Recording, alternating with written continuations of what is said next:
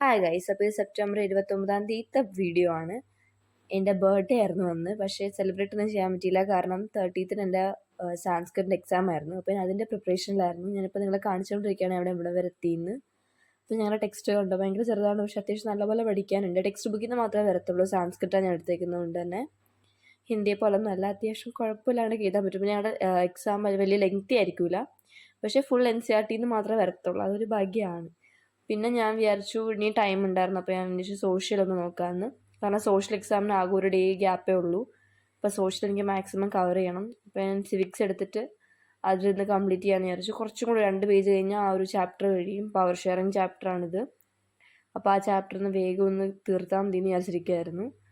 അപ്പോൾ ജസ്റ്റ് എനിക്ക് റിവൈസ് ചെയ്യാൻ മാത്രമേ ഉള്ളൂ. ഈ ചാപ്റ്റർ എനിക്ക് ഇഷ്ടമുള്ള ചാപ്റ്റർ ആയതുകൊണ്ട് ഞാൻ പെട്ടെന്ന് തന്നെ റിവൈസ് ചെയ്ത് കഴിയും. എനിക്ക് ഓൾറെഡി അറിയാവുന്ന ചാപ്റ്ററാണ്, കാരണം എൻ്റെ PTക്ക് ഇതുണ്ടായിരുന്നു. ആ ടൈമിൽ ഞാൻ പഠിച്ചിട്ടുണ്ടായിരുന്നു. അതാണ് ഈ മാർക്കിങ്സ് ഒക്കെ കാണുന്നതിനകത്ത്. അത്യാവശ്യം ഈസി ആയിട്ടുള്ള ചാപ്റ്റർ ആയിരുന്നു. ഇപ്പോൾ ഞങ്ങൾ ടീച്ചർ നന്നായിട്ട് പഠിപ്പിക്കും സോഷ്യൽ. അപ്പോൾ എനിക്ക് സോഷ്യൽ അതുകൊണ്ടാണ് എനിക്ക് ഏറ്റവും കൂടുതൽ ഇഷ്ടം സോഷ്യൽ. കാരണം എന്നെ പഠിപ്പിച്ചിട്ടുള്ള ടീച്ചേഴ്സ്മാരൊക്കെ അത്യാവശ്യം നന്നായിട്ട് പഠിപ്പിക്കുന്ന ആൾക്കാരാണ്. എനിക്ക് ആ സബ്ജക്റ്റ് പഠിക്കാനുള്ള ഇൻട്രസ്റ്റും കൂടും ടീച്ചേഴ്സ്മാർ നന്നായാൽ. അപ്പോൾ ഞാനിവിടെ സോഷ്യൽ ജസ്റ്റ് റിവൈസ് ചെയ്തുകൊണ്ടിരിക്കുകയായിരുന്നു. പവർ ഷെയറിങ് അത്യാവശ്യം ഈസി ആയിട്ടുള്ള ചാപ്റ്ററാണ്. പവർ ഷെയറിങ്ങും ഫെഡറലിസവും രണ്ടും ഒരുമിച്ച് ഒറ്റ സിറ്റിങ്ങിൽ തീർക്കാവുന്നേ ഉള്ളൂ. അപ്പോൾ എനിക്കിവിടെ സാൻസ്ക്രിറ്റും കൂടെ പഠിക്കണമെന്നുള്ളതുകൊണ്ടാണ് ഞാൻ പതുക്കെ ഇരുന്ന് പഠിക്കാൻ വിചാരിച്ചത്. എനിക്ക് സാൻസ്ക്രിറ്റ് പഠിച്ച് അത്യാവശ്യം നല്ല തലവേദന എടുക്കുന്നുണ്ടായിരുന്നു. ആ ഒരു ദിവസം എനിക്ക് അത്യാവശ്യം ഹെഡേക്ക് ഉണ്ടായിരുന്നൊരു ദിവസമായിരുന്നു. അപ്പോൾ അത്രേ ഉള്ളൂ ഇന്നത്തെ വീഡിയോ. Bye bye.